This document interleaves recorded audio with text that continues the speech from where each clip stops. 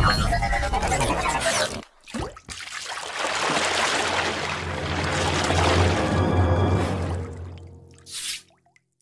थी सबसे best ending, वो एंडिंग जिसको किसी की भी उम्मीद नहीं थी। इस सीरीज ने अपनी एंडिंग के साथ हमारी एक्सपेक्टेशन को भी बेकार नहीं जाने दिया एंड साथ ही एंडिंग ने ना कोई क्लिफ हैंगर छोड़ा, ना ही कोई सस्पेंस और ना ही कोई हिंट दिया इसके नेक्स्ट सीजन के लिए। अब जाके कहीं सही मायने में मल्टीवर्स की शुरुआत हुई है एमसीयू में। इसके सीजन 1 ने जो लेवल सेट किया था, सीजन 2 उसको भी सरपास कर जाता है। और यार, इसकी एंडिंग ने मुझे टोनी स्टार्क के एंड गेम वाली बात याद दिला दी। खैर यार, तो इसके एपिसोड ने बहुत कुछ दिला दिया। टाइम स्लीपिंग को कंट्रोल करने के बाद लोकी जब टीवीए के डिस्ट्रक्शन से पहले वाले मोमेंट पे पहुंचता है तो वो उस डिस्ट्रक्शन को रोकने के लिए टाइम में बार बार ट्रैवल करता है, कई बार ट्रैवल करता है। हर वो कोशिश करता है जिससे कि वो टीवीए को बचा सके।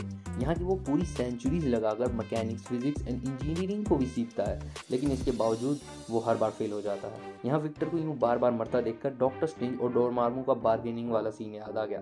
यहाँ अगर तुमने ध्यान दिया होगा तो देखा होगा अभी तक जितनी बार लोकी टाइम स्लिपिंग कर रहा था वो इस बार वाले से अलग था, क्योंकि अब जो टाइम स्लिपिंग हो रही थी वो अपने पास्ट की बॉडी में टाइम स्लिपिंग कर रहा था। यहाँ थ्रूपुट मल्टीप्लायर को लूम से कनेक्ट करने के बाद भी काम नहीं बनता, क्योंकि ब्रांचेस इन्फिनाइट रेट से बनती जा रही थी और लूम इन्फिनाइट ब्रांचेस के लिए जगह नहीं बना सकता है। इस प्रॉब्लम को समझने के बाद लोकी उस मोमेंट पर जाता है जब सिल्वी ने ही हू रिमेन को मारा था, जिसके बाद की ब्रांचेस बनना स्टार्ट हो गई थी। यहाँ लोकी और ही हू रिमेन के कन्वर्सेशन से बहुत कुछ रिवील होता है। ही हू रिमेन बताता है कि लूम तो केवल एक फेल सेफ है जो कि ब्रांचेस को हैंडल करने के लिए बनाया था। ये केवल सेक्रेट टाइमलाइन को सेफ रखता है।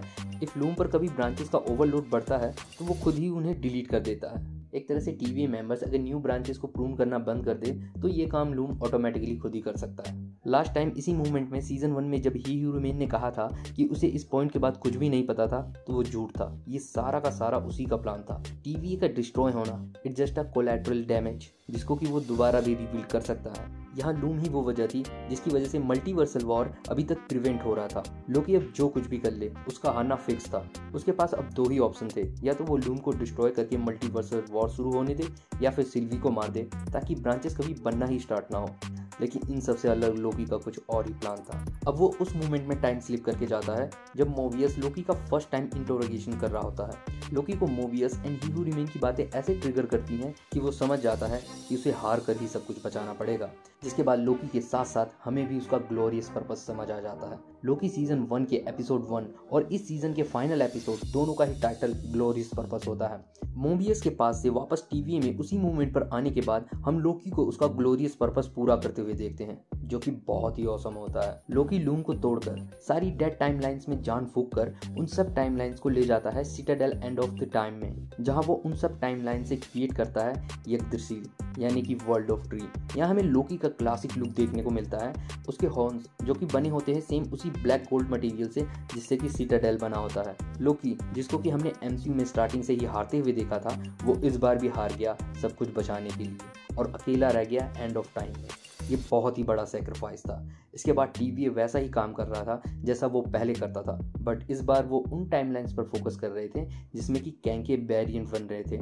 यहाँ पे क्वांटमैनिया वाले कैंग को भी मेंशन किया गया। मोबियस ने रिटायरमेंट ले लिया।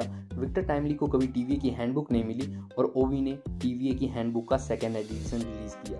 ऐसी जबरदस्त कैरेक्टर डेवलपमेंट पूरे एमसीयू में हमें देखने को नहीं मिला जैसा कि हमें लोकी का दिखाया गया। हम इस एंडिंग से सेटिस्फाइड हैं। मैं इस एंडिंग से सेटिस्फाइड हूँ। अब इसके आगे और कुछ नहीं चाहिए। ये लोकी के लिए बेस्ट एंडिंग है। फिर भी मुझे नहीं लगता कि लोकी का सफर यहीं खत्म होने वाला है। उम्मीद करता हूँ कि एमसीयू हमें आगे कुछ दिखाना चाहता है तो वो इस एंडिंग की इज्जत करते हुए आगे बढ़ेगा।